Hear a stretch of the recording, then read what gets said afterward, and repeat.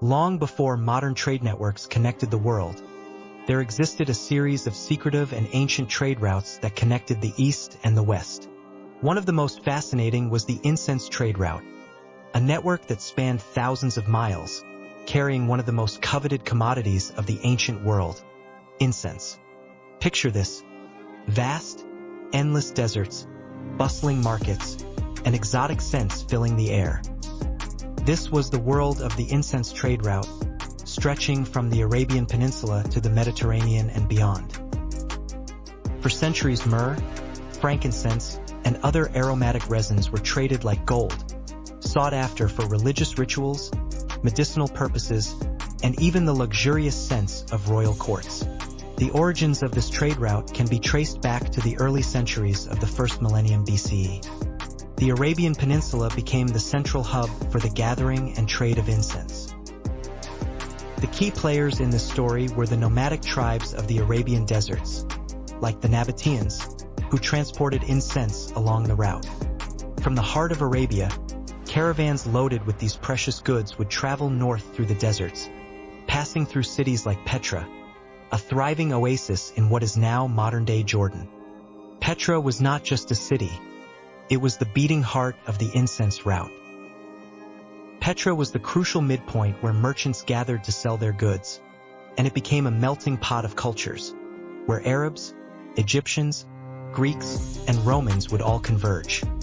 It was here that the incense, both frankincense, with its sweet and spicy fragrance, and myrrh, with its more bitter medicinal scent, was exchanged for gold, silver, spices, and other luxury items.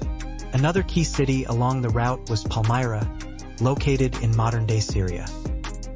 Known as the Queen of the Desert, Palmyra was a critical trade hub between the Roman Empire and the East. The Palmyrene were expert merchants, facilitating the movement of not just incense, but also silk, precious metals, and glassware. Their caravans were famous for their long-distance trade, and their city flourished because of the wealth generated from the incense trade. Incense played a sacred role in the cultures of the ancient world. In Egypt, for instance, frankincense and myrrh were burnt during religious ceremonies and burial rites. The smoke was believed to carry prayers to the gods. The Romans too valued incense in their temples, as well as for perfumes and cosmetics. In fact, incense was so valuable that it was often reserved for the elite. Roman emperors, Egyptian pharaohs, and wealthy aristocrats all relied on the incense trade to maintain their divine connection with the gods and their status in society. From the ports of Arabia, the incense would find its way across the seas, carried by ships to distant lands. The incense route wasn't just overland. The Red Sea was another major trade corridor, linking Arabia to Egypt and Egypt to the Mediterranean world. Ports like Alexandria became critical points of exchange where goods could reach the markets of Greece, Rome, and beyond. At its peak, the incense route wasn't just a connection between Arabia and the Mediterranean, it was a bridge between East and West. Trade didn't only go one way. While incense flowed westward, luxury goods, textiles, and spices from India, China, and the Far East made their way to Arabia and Rome. The exchange of goods was a two-way street, enhancing cultural and economic ties.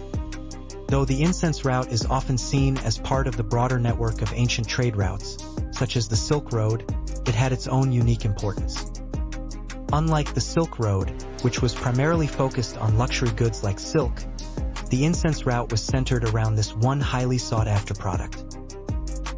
Its impact on the economies of the ancient world cannot be overstated. But what was it about incense that made it so valuable?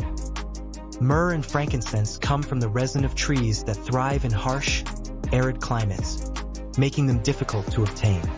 The process of harvesting these resins was labor-intensive, and only a few places in the world, mainly in Arabia and parts of East Africa, were capable of producing them. That rarity made them all the more precious. Today, we still burn incense in religious ceremonies and as a way to create a calm, meditative environment.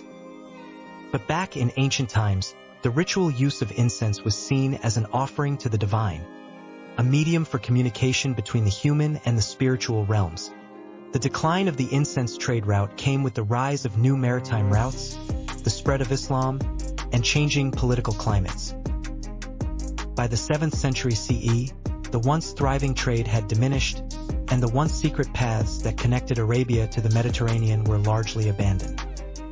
Today, the legacy of the incense trade route lives on. Places like Petra, Palmyra, and the ancient city of Saba are reminders of a time when aromatic resins were the linchpin of trade and culture. And while the incense trade itself has faded into history, the memories of the route's splendor continue to inspire awe and wonder in those who visit these ancient sites. If you like this video, be sure to subscribe for more videos exploring the incredible stories of the past. Thanks for stopping by Timely Tales. Let's dive into history one story at a time.